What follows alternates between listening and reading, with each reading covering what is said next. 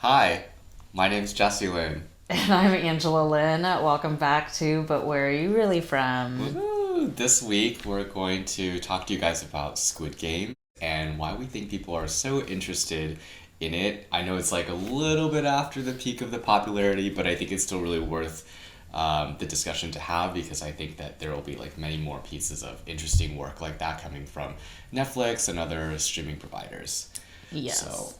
in short, do you want to do the plot synopsis Yeah, or for plot those living discovery? under a rock and have not heard about Squid Game, or you've heard of it but you still haven't watched it, essentially it's about people who are in so much debt that they're like super desperate, and this like mysterious person shows up, kind of like approaching each of these indebted people and offers them essentially to play games to win money. And he starts off with something like very small. It's a weird like slapping game. You gotta watch it to understand. But Yeah. anyways, and it's simply enough that they're like, "Hey, I just won like quite a bit of money from doing this random stupid game. Yeah, I'm down." So then they get this business card that they call a number, and then they essentially get kind of like kidnapped-y scenario. Kidnapped. And then they wake up all in like matching uniforms in some unknown compound, and they're forced to play what seem like childhood type games, but essentially when you lose, you die. Yes. Yeah. Yeah. But you could win A like lot of money. lottery level money. Yeah. Yeah. So effectively, it's like economic saw. Yeah. Yeah. Capitalist Saw. Yeah. Sure. It's definitely. And Hunger Games. Yes, it's definitely. Oh, I never finished. I never actually watched all of Hunger What? Games. Sorry, Oh. but I don't know if it's as gory as Saw, but there's definitely some.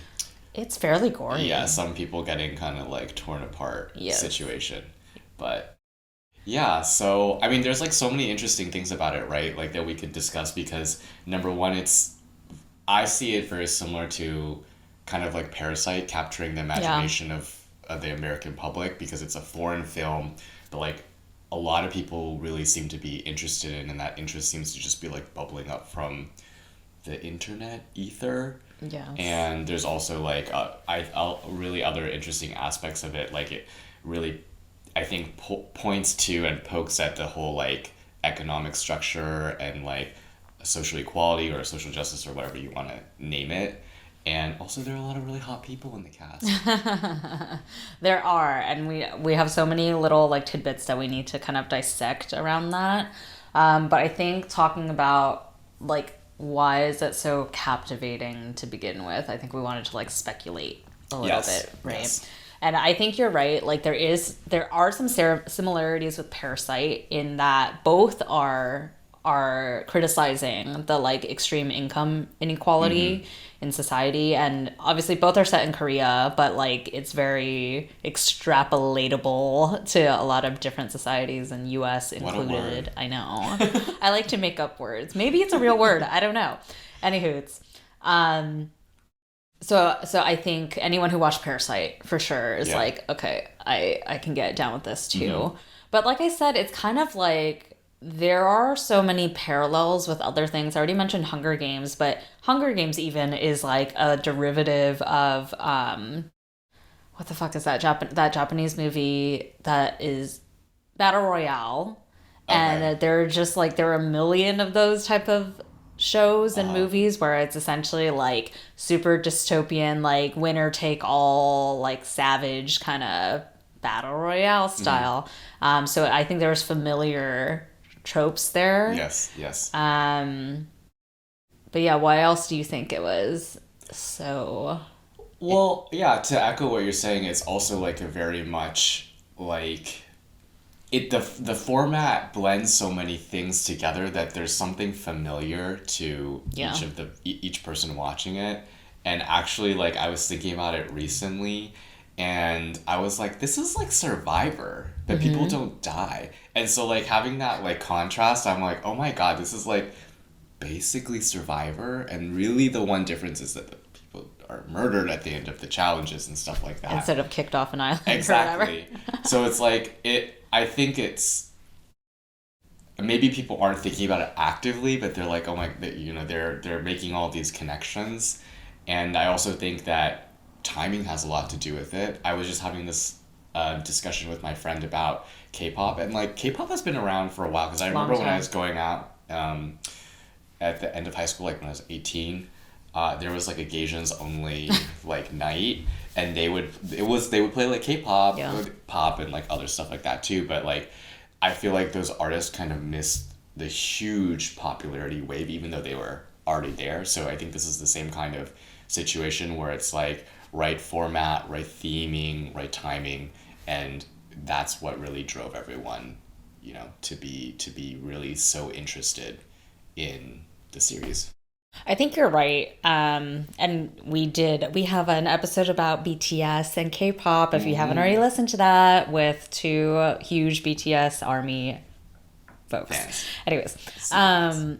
so I agree. I think the like really mainstream wave of K-pop right now is helping push Korean content forward, because I think you and I have talked about this outside of the podcast, but like we both enjoyed Squid Game. I think most people enjoyed the show, but because it is very similar to a lot of different things, it's kind of like a Frankenstein of like familiar things that exist.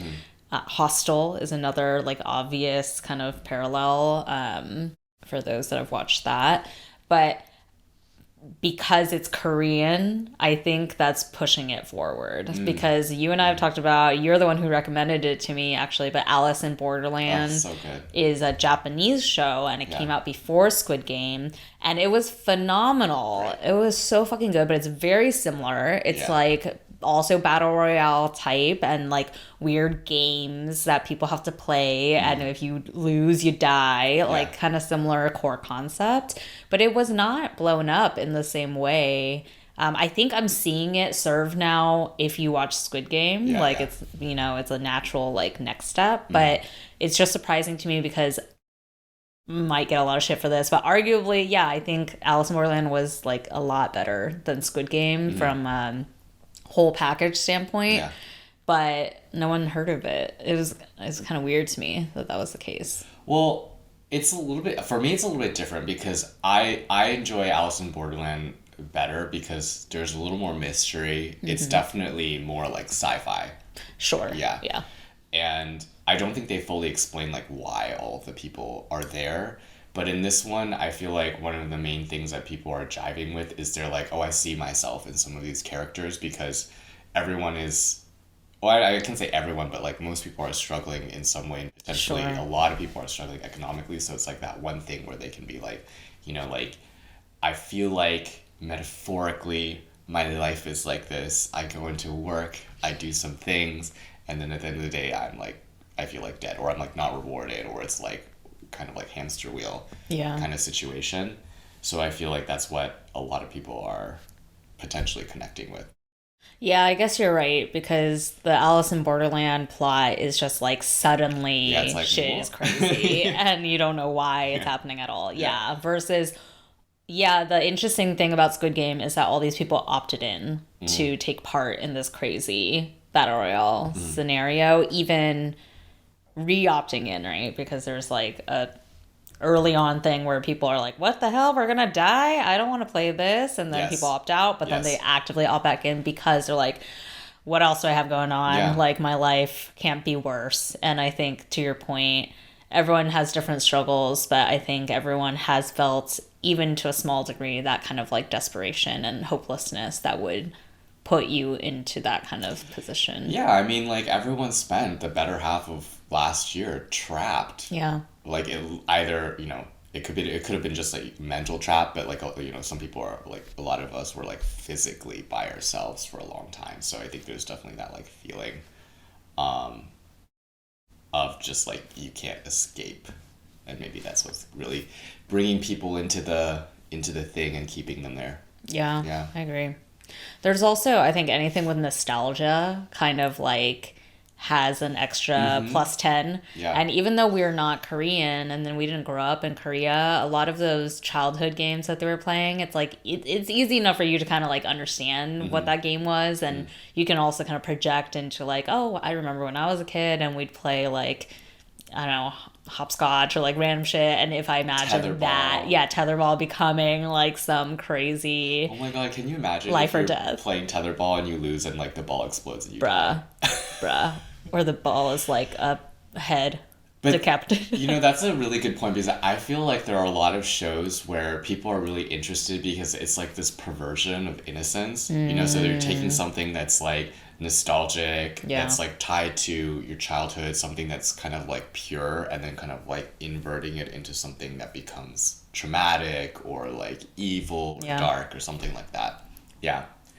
I also found that like, okay, so like I've never been to Korea and I don't really know how modern Korean society is like, but it was really interesting to see those vignettes that they did include of the people like in their lives and like how good or bad those situations were. And of course it's a TV show, so it's like I don't know how realistic it is. Yeah. But like there were definitely some moments where I was like, oh, I didn't know this is the case. Like when Yoon's mom went to the hospital and she's like, oh, I can't pay for it, and I was like, I thought that shit was free over there. And then I also really liked that they included a migrant worker in the cast, because it's also, I think it's a huge issue that's like really hidden and people don't really have a lot of visibility into it. Of course, it's like how it actually is there is really hard to tell, but it was really interesting to see those kind of stories play out. Yeah, I really like that. And I agree. There was a large diversity in kind of like backgrounds from people. I also like that girl that everyone fell in love with plays a North Korean defector. Like there's all these interesting tidbits.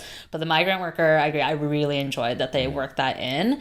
And I don't know if you read up on any articles about that guy, but like that actor apparently has been trying to break out in Korean entertainment for a long time. Like he's been acting for many years, and his biggest role up until Squid Game was like, I don't know, I probably got it wrong, but it was like Pakistani guy number 2 or something in the credits.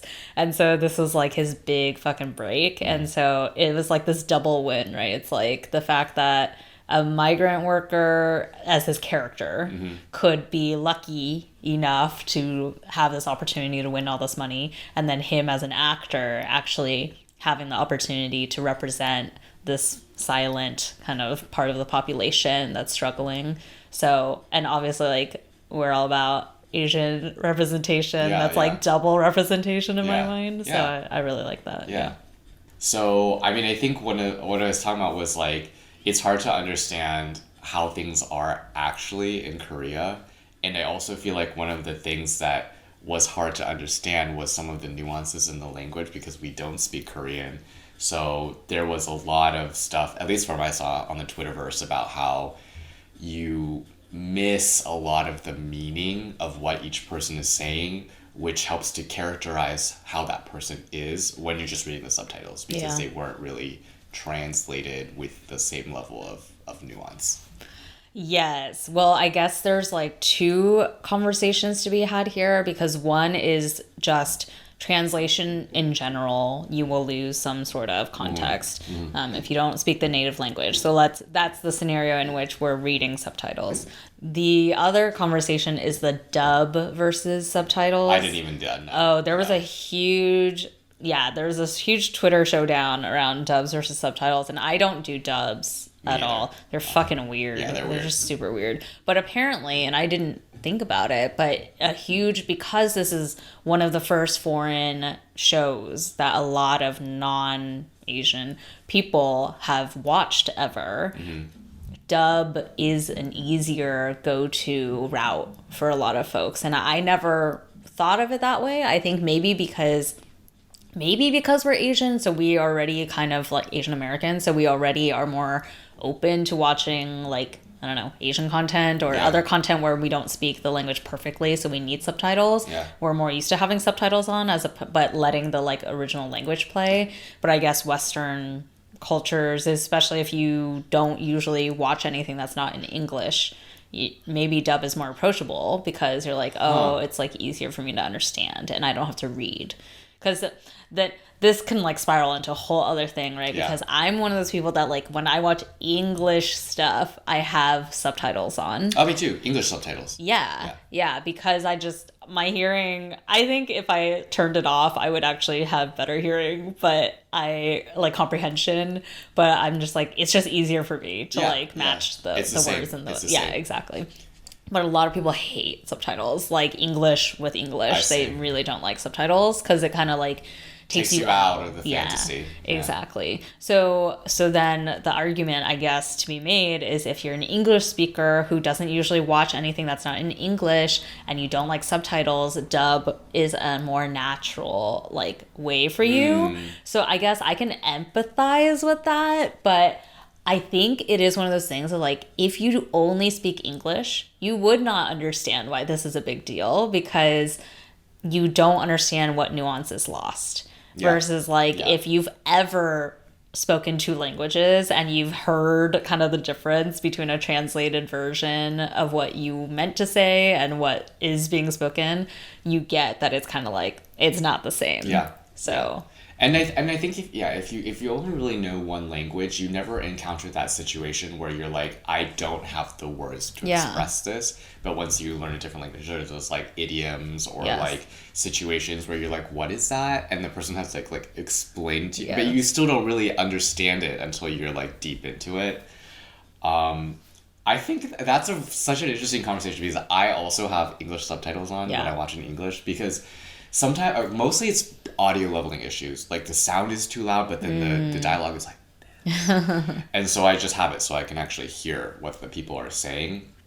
But I find it's the opposite. Like if you do dub over something that is not originally in English, it takes me out of the fantasy because it's like watching a drag queen lip sync who doesn't know the words to the song. It's just like the lips don't match up. So I'm like, I would rather read subtitles and see them talk their native language. It's less strange. But I do think it's an interesting conversation to be had about like what the future of these shows will look like because I'm sure there will be more of them, and I feel like the idea around like Netflix, Hulu originals is to do like as many as possible because they want to like keep people stuck there. And so it begs the question whether or not they will ever work to improve the quality versus quantity, basically. Yeah. I mean, to be fair, this was a high quality show. Yeah. So, but you mean in terms of like the dubbing, other language inclusiveness, accessibility of the content. I agree.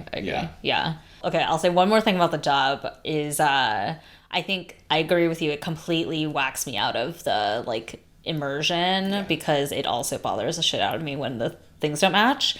But also, I don't know why. Maybe I think anyone who's heard a dub can agree, but there's like overacting that's done when it's a dubbed voice. So my theory about that is that they don't actually see the show. They're just reading a script because the show, if they were to do the dub after the show is done or in post, they may not have enough time to record everything. But that can't possibly be the case because you need to know how quickly someone is talking to be able to match the amount of time they're on screen. So they have to be watching it to know, like, I can't take 30 seconds to say this when he's only on screen for 10. I don't know. I don't know, man. I don't know how that process goes, but I generally agree with you that it just is like, it takes you out of fantasy. It doesn't really match necessarily what's happening in the situation. And I also maybe if it is recorded while they're watching, like part of why it's like that is that they don't understand what the people are saying. Yeah, that's true. So they're probably like just trying to either match the energy or like what's on their face, and it's odd. Yeah. I guess so. The other subtopic, because you were talking about like, will Netflix and other production companies essentially, right? Will they improve the quality of like this mixed language environment now? And I don't know if it bothered you as much as it bothered me, but the English speaker English speaking actors that were in the show were really. Oh, it was so hokey. It was awful. I was like, where did you guys get these people? Like, okay. And because you don't watch K-dramas, right? And we just talked about how I'm now watching like a million K-dramas.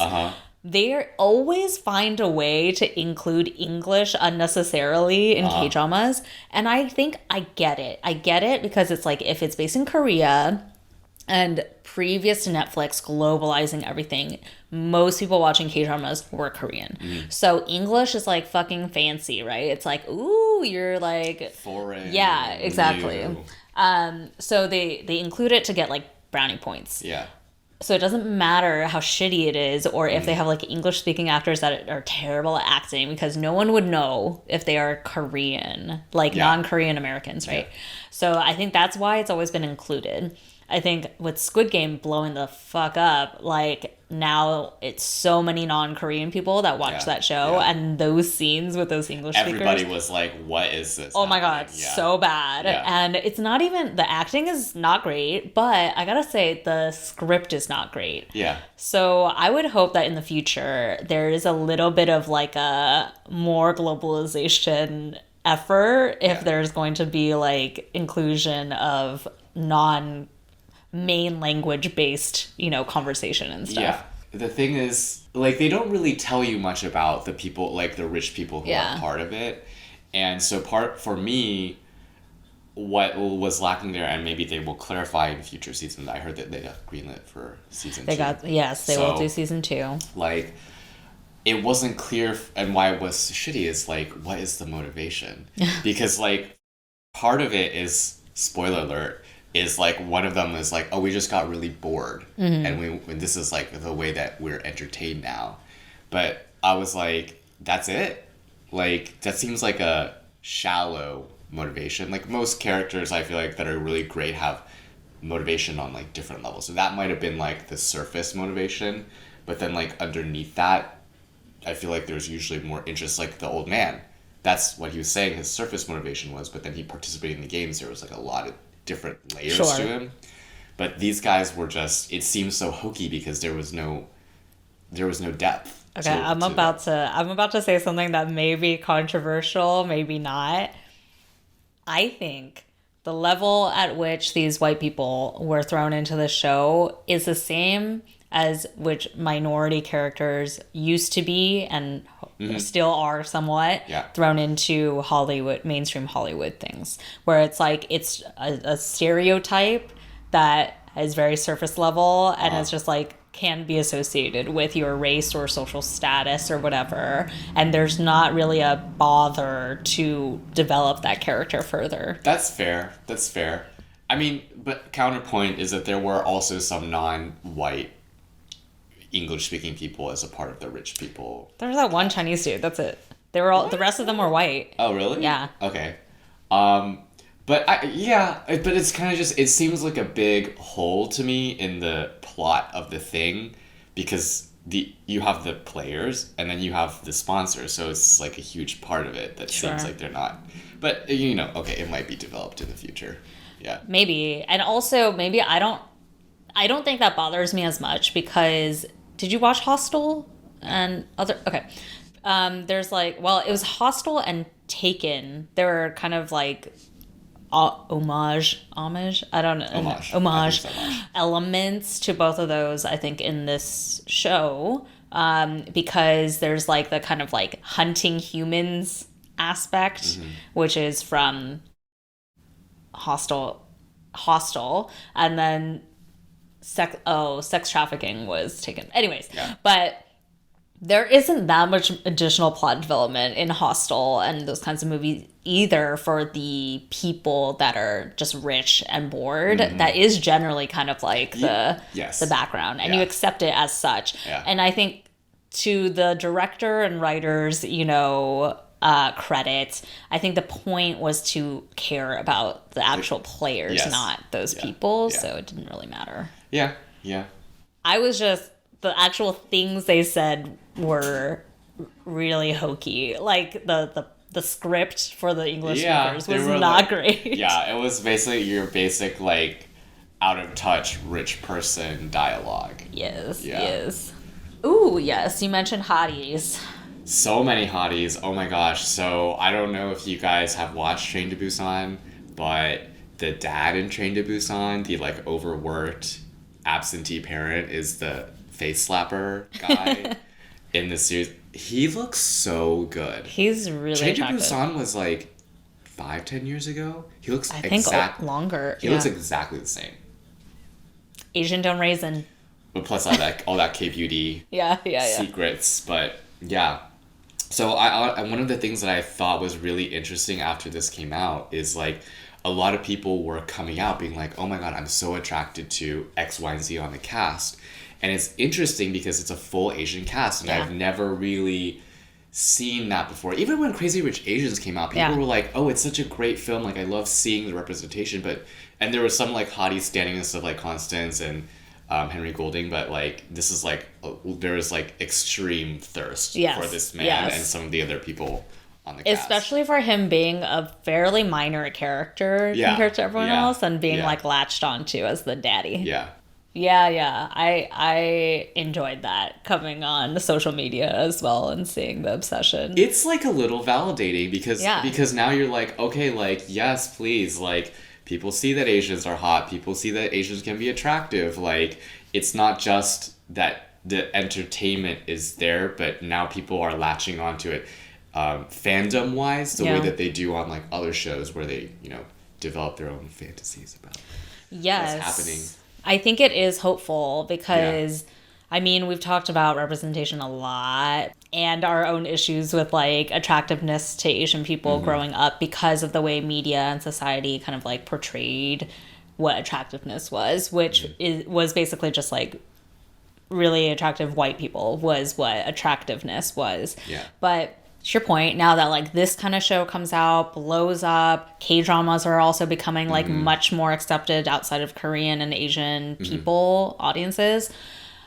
If you are bombarded with Asian male actors, Asian excellence over and over again on your screen, and you opt into that, then it does normalize that Asian men can be attractive. So this part I feel very good about. I think the kind of like hidden subculture of this that I'm a little wary of is like, yes, I'm all about like non-Asian people finally seeing Asian men as attractive because they always have been. But I don't know how much you've been in tune with this like Korea boo phenomenon.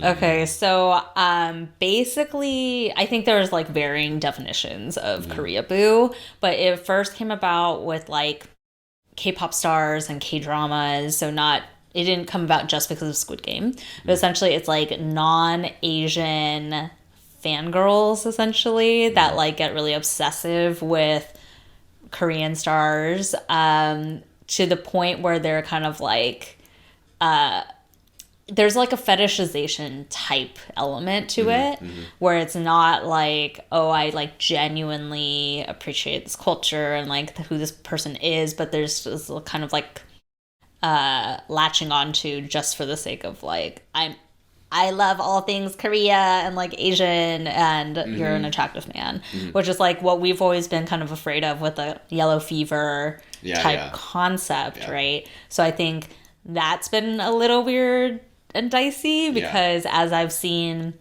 social media really like appreciate these hotties in Squid Game and whatever, there is this other conversation where it's like I think there's a growing resentment a little bit among other people where it's like, well, first you like said we were ugly and now you're kind of like fetishizing us because you're suddenly like bought in on all this like Korean stuff that's always been awesome, but you're like now hopping on that bandwagon and being a little weird about it. Yeah. Oh my god, two things. So the first thing is, I agree that that's super weird. Like when you like something because it's now the popular zeitgeist, but you have no real reason to like it. So like, for example, lots of gay people like Azalea Banks. I don't like Azalea Banks. Like, I was like, why are people supporting her? Like, she's a little bit like nutso. Yeah. And she said some like really problematic like transphobic things in the past. And so I'm like, I'm not gonna support her just because every other gay person is like really interested in her. The other thing I wanted to say about the casting is I think it makes visible a different aspect of how Korean people appear than in K-pop, because K-pop is so sanitized. Like everyone's very doll-like. They're very beautiful, like very traditionally feminine looking. But in this film, like I feel like everything is very masculine. Like, yeah, obviously we're like killing people and stuff, but even like many of the key female figures, like Yes. they have like an enormous like inner strength. Yes. And I found that was really interesting to see. And in fact, like some of the male characters were weaker, like Yes. morally weaker than the female characters. And so it was like a really great visualization of like how people look in reality, as opposed to this kind of, K-pop is so sanitized and cleaned up and like a very meticulously curated image, and this is like very raw. Yes. Yeah. I agree. I didn't even think about this till you were just talking about it, but like the gender norms and kind of like defying that was something I really enjoyed in this show, because they did make a point to like, because you were following the North Korean defector girl along the whole way, and she definitely became one of the like crowd favorite characters on the show.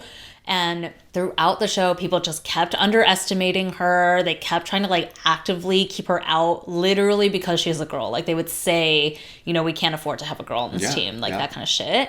And then she always kind of like came out on top and like proved her way. And that's rare, I think, especially in traditional Asian cultures too, are like very patriarchal. Is it patriarchal? I don't know. Patriarchal? Patriarchal. I think so. Y'all know what I'm saying. Yeah. Anyways, and I think I've told you, but like when I lived in Japan, it's like little things. It's just like it's more normal there that they kind of abide by like the traditional sense of like masculine versus feminine. Like they would just assume that I wanted a pink thing because I'm a girl, or like if Ramon and I order drinks and I got a beer and he got a wine, they would always try to play the wine in front of me. Yeah.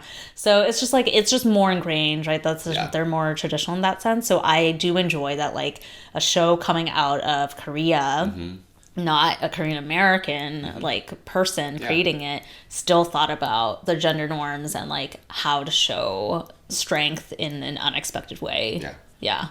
I feel like part of the reason why, at least for me, I'm like attracted to some of the characters is that there is this realness aspect. I mean, they're acting, but there's this realness aspect to it. It's not a sanitized image. It's like very raw. Yeah. And so you're like, ooh, that's juicy. That's hot. You know what? Actually, this is a really interesting conversation because it also parallels just like how society has changed in terms of like what kind of content we want to consume. Because obviously like we're trying to up our social media game right now. And so I've been learning a lot more about like how things have changed or whatever. And one of the interesting things is that Instagram, we all remember when Instagram first came out, it was all super sanitized content. Like beautiful model like influencers only posting like their best selves and whatever. But especially now with like Reels and TikTok becoming the more dominant form of content that people are posting, the most popular content is actually when people are super real and they're showing things like I'm struggling with my mental health, or like sharing real things that people can actually like latch onto and like, oh, I see you in myself kind of thing. So I think that's also translating into why Squid Game was interesting and like attractive for people. Is it is like, oh, this isn't just like some hokey rom-com shit that like is not real life and makes me feel bad about my life. This is like, I see the flaws in these people just like I see the flaws in myself, and like you can feel more deeply towards something because of that. I feel like, well, one thing that I maybe want to revisit is this like fangirling versus fetishization. It's like such a hard thing to determine what the fine line is. And I feel like I've heard this before. I forgot who said it, but basically it's like the difference between sexual assault and attraction is that like you want it. So it's like if someone gross came up to you and they were like, maybe touching you, and you're like, But if someone hot came up to you, you'd be like, okay. Interesting. Yeah. So it's like that kind of like that kind of thing for me is like it's so hard to tell because it's so individualistic. Yeah, I agree. It's a weird thing because essentially what you're describing is consent versus no consent, That's right? consent. It was consent. The difference between consent and sexual assault is that you want it. I agree. It's kind of funky, but that is interesting because I am seeing like the Koreaboo thing. I came across it on social media because I follow a lot of Asian creators because that's kind of the space that we're in as well. And one like subset of popular TikTokers is essentially like attractive people who just make kind of like thirst trappy type content where they're like shirtless and like kind of like winking at the camera and shit, right? So those people have a lot of followers for obvious reasons. Yes. And some of those Asian creators have called out the Koreaboos in their comments being like, bruh, this is gross. Like because I think their reaction is like, you are attracted to me just because it's like popular to like Asian people versus you actually like me. Yeah. And then I have also seen other thirst trappy type Asian creators who kind of call that out as well, where it's like, I saw one where the guy was like, the comment said, you're attracted for an Asian or whatever. And usually that's one of our most hated, like, insults, right? But this guy's content was weird because he essentially was like, oh, like, I'm into that, like, oh, I'll show you how much more attractive I can be, essentially. Like, he was kind of like into it. And I was like, bruh. That's weird. So I think I agree because the fine line is like, if you want it or you don't want it. And for other people who like have been rejected from like society and girls and men as well for not being what is considered attractive for so long. And now with like the Korean wave, especially kind of bringing all this Asian content to the forefront and changing people's perception of what's attractive, some people are like, oh, let me hop on this. Like, I don't care if it's a fetishization. Like, I'm finally getting attention for once. Like, I'm fine with that. So it is kind of weird because it's to each his own, I guess. Yeah. I don't know. Well, anyway, we talked a lot more than I thought we were going to about this topic, honestly. So I think we're going to the close. Fortune cookie time. And we wanted to chat about if we think this more kind of like commodification of Asian content, of Asian things in general, I guess, is good as we move forward. It's such a tricky question because when we had Leslie and Diana on, they were giving us like the background of how K-pop became to be, and its commodification is like it's like at the root of why it exists, right? Because I think one of them was telling us how the government invested in doing this to like bring this kind of culture and develop it. So on one hand, it's hard for us to say what's good for the people there because they're the ones that have decided to create this kind of cultural thing and sell it everywhere globally.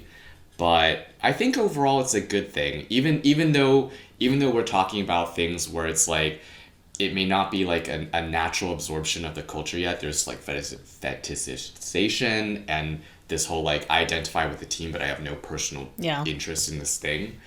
But still that's like exposure for people to broaden their minds a little bit with the things that they're exposed to. And I think that can really shift how people think about attraction or interest in different kinds of stories. And even interest in different cultures. So overall, I think it is a good thing that there are more pieces of content with differing perspectives coming from different cultures. Yes. Yeah. I agree. I think it's a net positive. There are obviously some negatives that we've discussed. Yeah. But I think with anything that requires progress to be made, it is more realistic to have it come in steps as opposed to leaps. Yeah. Because I think, outside of Squid Game, right, where the current societal wave they're in right now is this shift where there is more awareness of like the multiple pieces of diversity that exist in society and like how we're all different but have ways that, you know, we can come together and stuff like that. But it's been bumpy, right? And like it's going to continue to be bumpy. There's some improvements and strides that have been made, but it's not like, I think what I disagree with is when people kind of have these lofty expectations where it's going to be like a complete 180 tomorrow. And with that and with this, with the Squid Game, like the commodification topic, I really don't think it's realistic to expect like a 180 where someone suddenly like never consumed any content that was not English speaking is like, oh, I'm like all in on this stuff and I'm going to take the time to like understand Korean culture and all the context that was behind the show and like really appreciate it. I think it's not realistic to expect that overnight. Yeah. But I totally agree with you. It's like we're making all these baby steps. Like finally people find Asian men attractive. Hey, that's a fucking huge win. Yes. It's a fucking huge win. And it's going to go from there. So yeah. And I mean, hopefully in a nearish future while we're still alive, at least, I would hope that like all content is quite globalized. Like we're just all kind of like interchanging the best shows and movies from everywhere and like truly appreciating kind of what's going into each of those things. Versus like for the longest time US is the dominating thing. Right? That was just it's like this idea, like there's this idea that Western media is like the most far along or the most worthy or whatever. And I think despite all the problems regarding commodification, let's say it puts everything in the same place, like the same footing in the free market. And people can decide which things that they're interested in. Because now you can't really, right? Because a studio exec is deciding for you even before the content gets there. But now that they're seeing there's money behind the content, they may be more willing to greenlight the best project as opposed to the traditional project. Yes. Yeah. Oh, American-based studios just won't necessarily be the most competitive in the future because I think to date it's largely been a language thing in terms of like English is the most universal language in the world, so it is understandable that Western media from the States or other English-speaking countries have a better chance at being more popular globally. But now that people are willing to turn on a shitty dub or read the subtitles, the language is no longer the barrier. So it is free for all. Okay. Well, I had fun with this. Yes, this is fun. Awesome. Well, let us what you knew. Let us what you know.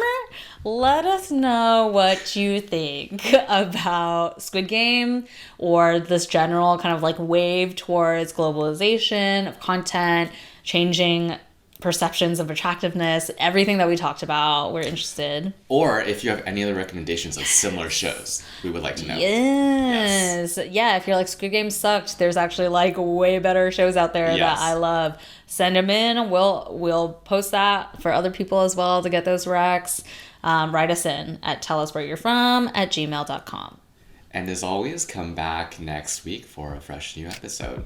Until then, stay tuned, bitches.